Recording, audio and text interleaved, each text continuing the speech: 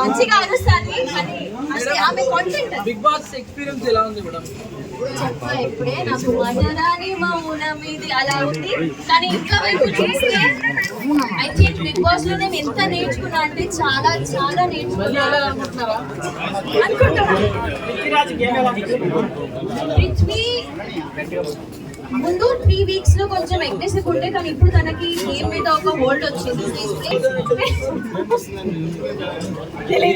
Madam Manikanta project ఎందుకు కలుస్తాయి madam? వీళ్ళు ఏడిపిస్తున్నారు. మణికంఠ బిగ్ ఎలా ఉంది?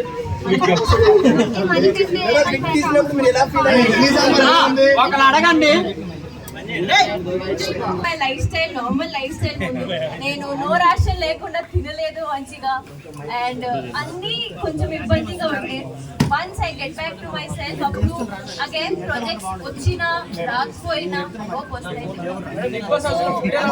అవన్నీ మంచిగా క్యాల్కులేట్ చేసి మంచిగా చేస్తాను నా ప్రాజెక్ట్. ఫుడ్ బాగానే ఉంటుంది, మేమే వండుకోవాలి కదా. అండ్ వెరీ గుడ్ షెఫ్ అండి, నేను మంచిగా వండుకొని తిన్నా. మీరు కోరుకుంటే చూడొచ్చు, మీరు బ్లెస్ చేయండి. Last 2 questions.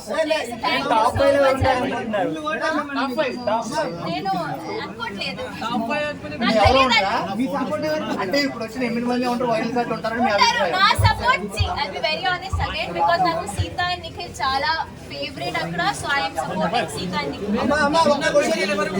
Madam Bigg Boss house లో అందరూ నటిస్తున్నారా, జెన్యూన్ గా ఆడుతున్నారా?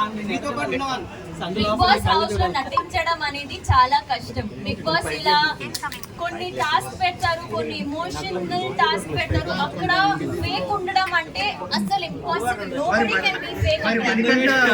రోజు నటిస్తున్నాడు, మామూలుగా అది మేబీ మీకు అనిపిస్తుంది, మేబీ